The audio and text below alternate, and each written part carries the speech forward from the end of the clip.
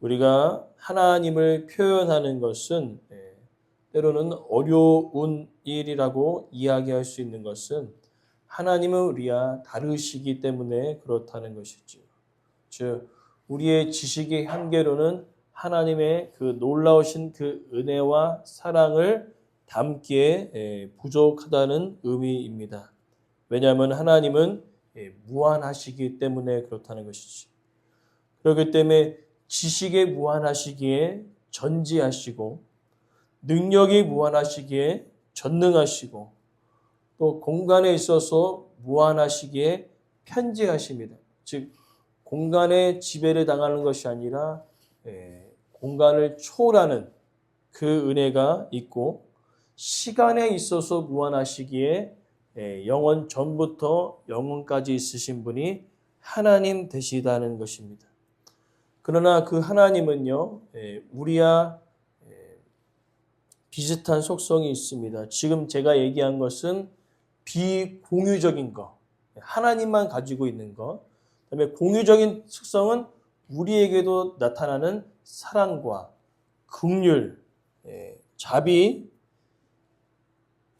나타나는데 우리는 그 사랑과 긍휼과 자비는 한계가 있으나 하나님은 그것 또한 무한하시다는 것입니다.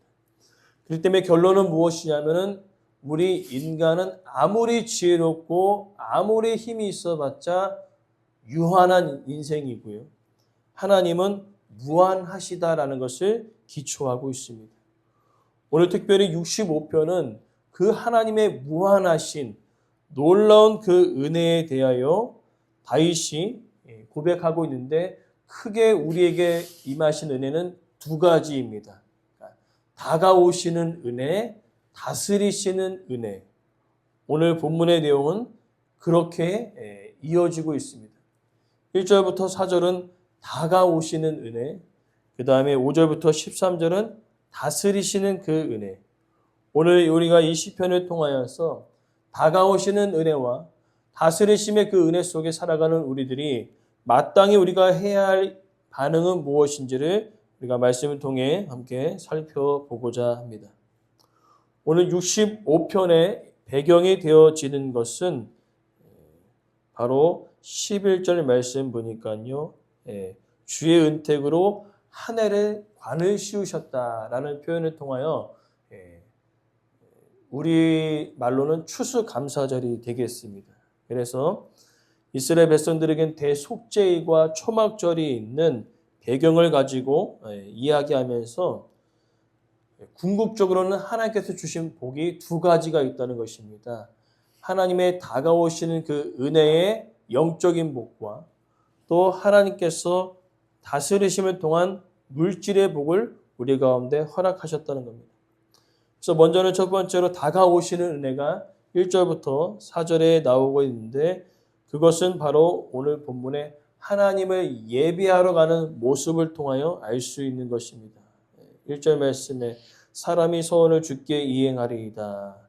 찬송이 시온에서 주를 기다립니다. 주님을 기다리며 소원을 이행하기 위해 예배하러 나오는 예배자의 모습을 담고 있습니다. 그러면서 표현되어지는 것은 4절 말씀 주께서 택하시고 가까이 오게 하사. 즉 우리가 예배하는 것을 통하여서 하나님께 가까이 나오는 것처럼 묘사되지만 궁극적으로는요. 하나님께서 우리에게 다가오신다는 것입니다. 즉 하나님께서 우리에게 은혜를 주셨기 때문에 우리는 하나님의 보좌 앞에 나아갈 수 있는 가장 큰 특권을 누리고 있음을 오늘 다윗은 예배를 통하여서 이야기하고 있는 것입니다. 즉 예배는 아무나 드리는 것이 아니라 하나님을 예비하는 그 상황 가운데 다가오시는 은혜를 누리는 자가 하나님을 예비하는 것입니다. 특별히 오늘 다윗은 그것을 표현하면서 우리에게 무엇보다 가장 큰 은혜는 하나님의 다가오시는 은혜라는 겁니다. 그래서 그것을 궁극적으로 나타나는 것은 바로 예수 그리스도의 죽으심이라는 겁니다. 그 누구도 의로우신 하나님 앞에 나아갈 수 있는 사람은 단 한 사람도 없습니다. 그러나 구약에서는요, 마치 제사를 통하여서 하나님께 나아가기 때문에 우리의 뭔가 행위가 있어야 하나님께 나아갈 수 있는 그런 우리의 행위들을 눈에 보여지는 것 때문에 우리가 생각할 수 있으나 가장 궁극적인 것은 바로 하나님께서 다가오셨기에 그 제사를 통하여 하나님을 만날 수 있는 은혜를 우리 가운데 허락하셨다는 것입니다. 그래서 모세는 이것을 통하여서 정확하게 이스라엘 백성들에게 신명기 33장 29절에 이렇게 고백합니다. 이스라엘이여 너는 행복한 사람이로다. 여호와의 구원을 너같이 얻은 백성이 누구냐. 즉 의로우신 하나님 앞에 가까이 나아갈 수 있는 은혜를 누리는 자가 누구냐. 바로 우리들이다 라고 고백하고 있는 것입니다. 그러나 우리는 이제 한 가지를 기억해야 된다는 거죠. 하나님의 의로우신데 과연 죄인된 우리가 하나님께 나아갈 수 있을까? 그러니까 죄를 지어서 죄인이 아니라 본래 자체가 죄인이어서 죄를 지을 수밖에 없는 사람이라는 것을 여기서 표현하고 있는 것입니다. 그러니까 우리가 원래는 의로운 사람인데 죄를 지어서 죄인이 아니라 자체로 아담의 범죄 이후로 우리는 모두 다 죄인이라는 것이죠. 그래서 하나님께 나아갈 수 없다는 것입니다. 그러나 놀라운 사실은요, 3절 말씀이지요. 우리의 허물을 주께서 사하시리라. 다가오시는 은혜 중인데 가장 큰 은혜는 우리가 하나님께 나아갈 수 있도록 죄를 사하여 주셨다는 것입니다. 이것이 너무 놀라운 큰 은혜라는 것이죠. 특별히 여기 죄를 사하셨다는 것은 덮는다라는 의미를 가지고 있습니다. 우리가 죄를 갖고 있는데 죄를 덮는 그 행위를 누가 하시냐면 하나님께서 하시는 것입니다.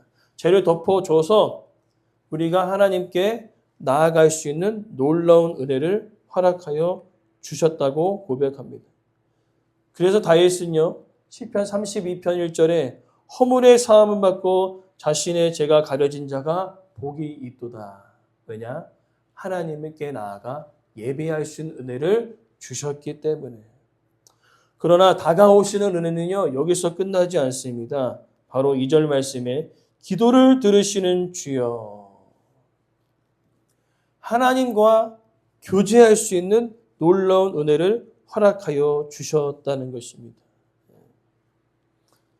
다가오시는 그 은혜에 대하여서 다윗은요, 부분적으로 보았겠지만 우리는 예수님을 통하여 궁극적으로 하나님의 다가오시는 은혜를 누리고 있습니다. 그것은 그 은혜는요, 차고 넘쳤다는 것입니다. 뭐냐면 모든 육체가 주께 나올 수 있는 은혜를 허락하셨다는 것이죠. 즉 이스라엘 백성들에게만 국한된 것이 아니라 모든 육체, 즉 예수 그리스도를 믿는 모든 자들이 하나님을 예배할 수 있는 놀라운 은혜를 우리 가운데 허락하셨다는 것을 우리는 알 수 있다는 것입니다. 다윗은 그것을 부분적으로 알고 있지만 우리는 예수님을 통하여서 그 놀라운 은혜를 누리고 살아가고 있다는 것입니다. 그러면서 이제 5절부터 13절은요, 하나님의 다스리시는 은혜를 이야기하고 있습니다. 그러면서 그 다스리시는 그 은혜에 구원의 하나님이 있음을 5절에 표현하고 있는 것이죠. 이 구원의 하나님이 모든 끝과 바다에 있는 모든 곳에서 그 놀라운 구원의 은혜를 허락하여 주셨다는 것입니다. 구원의 은혜가 단지 이스라엘 백성들에게만 멈춰 있는 것이 아니라 이 구원의 은혜는요, 예수 그리스도를 통하여서 하나님을 만난 모든 자들에게 주시는 놀라운 은혜라는 것입니다. 그리고 더욱더 놀라운 사실은 이 다스리신다는 그 개념은요, 바로 하나님의 보호하심이 인도하심이 포함되어진 것입니다.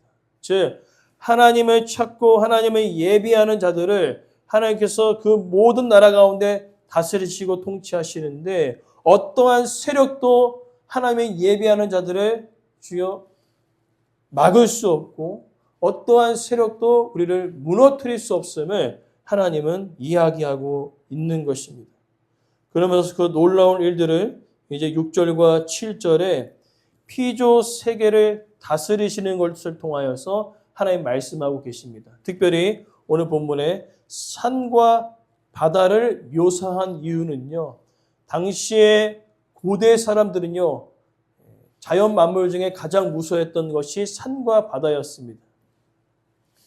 그 산에 놀라운 위험이 있지만 산사태를 통하여서 또 많은 사람들이 죽지 않습니까? 또 바다도 잘 있다가 갑자기 해일이 일어나서 바다가 그 지역을 덮게 된다면 그 놀라운 위험 앞에 그 누구도 속수무책으로 당하는 것을 볼 수 있습니다. 그러면서 이 모든 것을 하나님이 다스리시기 때문에 바다가 늘 넘쳐나지 않도록 하나님께서 그것을 끌어당기신다는 것이죠. 늘 넘쳐나면 우리가 살 수 없습니다. 강이 늘 범람하면 우리는 살 수 없습니다. 산도 마찬가지죠. 산이 있는데 맨날 산사태가 일어나면 우리가 살 수 없지 않습니까? 하나님의 그 모든 것을 엄청난 힘으로 버티시고 보호하시고 인도하고 계심을 이야기하고 있는 것입니다. 그러면서 그 다스리시는 은혜를 누리는 자들은 8절 말씀처럼 고백하는 것입니다. 아침과 저녁으로 그 놀라운 다스리심에 인하여 즐거워하고 있는 것입니다. 그러면서 우리는 이제 9절부터 13절의 내용을 읽지 않았지만 다스리심의 은혜 가운데 가장 큰 은혜는 오늘 우리가 9절 말씀 봅니까? 땅을 돌보사. 즉 다스리시는 은혜 중에 가장 큰 은혜는요. 돌보시는 은혜라는 것입니다. 그러면서 9절부터 13절에 많은 것을 표현하고 있는데 비가 조금 내리는 것이 아니라 충분히 내리는 것입니다. 땅에 물이 가득하여서 가뭄이 해결되어지는 놀라운 빌들을 허락하여 주실 뿐만 아니라 곡식이 무럭무럭 자라는 것을 표현하고 있고 들의 풀들도 푸르게 자라나서 양떼가 풍족하게 먹을 수 있도록 하나님께서 역사하여 주셨다고 이야기합니다. 특별히 10절 말씀은 농사에 대해서 이야기하고 있는데 밭고랑에 물이 풍족하게 곡식이 때에 맞게 잘 자랄 수 있도록 하나님께서 그 비를 내려주신다는 것이지. 그렇기 때문에 우리는 기억해야 될 것입니다. 우리가 농사하고 씨를 뿌리고 그 다음에 가꾸고 그 모든 일들 가운데 비를 주심을 통하여서 그 곡식이 자라나게 하시는 것은 바로 하나님의 일이라고 이야기하고 있는 것입니다. 그러나 그 놀라운 은혜는요. 적은 것이 아니라 이 땅 가운데 차고 넘치도록 우리 가운데 부어주고 있음을 기억해라라는 것을 이야기한다는 것이죠. 그렇기 때문에 그것을 가장 잘 느끼는 사람들은 바로 농사하는 사람들입니다. 농사를 통하여서 내가 피와 땀을 흘리고 있지만 그것을 자라나게 하시고 때에 맞게 비를 주시고 바람을 주시고 햇빛을 주시는 그 놀라운 은혜는 바로 하나님이 주시는 은혜라는 것을 안다는 것입니다. 그렇다고 우리가 다 농사를 지을 수는 없습니다. 그러나 우리는 무엇입니까? 그 모든 일에 하나님의 돌보심이 있다는 것. 그 모든 일에 하나님의 인도하심이 있다는 것을 늘 기억하며 살아가라는 것이지. 그렇기 때문에 다윗은 이제 말씀을 통하여 이야기합니다. 다가오시는 은혜 가운데 우리가 기억해야 될 것은 우리의 죄를 사하여 주셨다는 것. 그리고 더 나아가 그 위대하신 하나님과 교제할 수 있다는 그 은혜를 우리 가운데 허락하셨고 더 나아가 이제 그 하나님이 우리를 삶을 다스리고 계시는데 단지 조그만 부분이 아니라 모든 것을 다스리시면서 우리를 돌보시고 인도하시고 보호하신다는 그 은혜를 기억하는 자는 감사할 수 있다라고 다윗은 고백하고 있는 것입니다. 13절 하반절에 그것이 다 즐거이 외치고 노래합니다라는 표현은요. 그 모든 넘치는 은혜를 주신 하나님께 내가 찬양과 감사를 드리겠습니다라는 고백이라는 것입니다. 오늘 이 시간 우리가 하나님의 은혜를 기억하시기를 원합니다. 하나님의 은혜는요. 언제나 충분합니다. 겨우겨우 짜내갖고 야, 이 정도면 충분해? 그것이 아니라 흐르고 넘치도록 부어주시는 은혜라는 것입니다. 그리고 그 은혜를 누리는 자가 누구입니까? 바로 저와 여러분이라는 것입니다. 오늘 그 차고 넘치는 그 은혜가 우리의 가정에, 우리의 기업에, 또한 우리 지역에 흘러 넘침을 통하여서 하나님의 나라가 우리의 가정과 우리의 지역에 나타나기를 간절히 소망합니다. 그래서 모든 육체가 주님을 바라보고 예배하는 그날이 속히 다가올 줄 믿습니다. 그 은혜를 우리가 사모하며 감사와 기도로 나아가는 우리의 삶이 되길 간절히 소망합니다.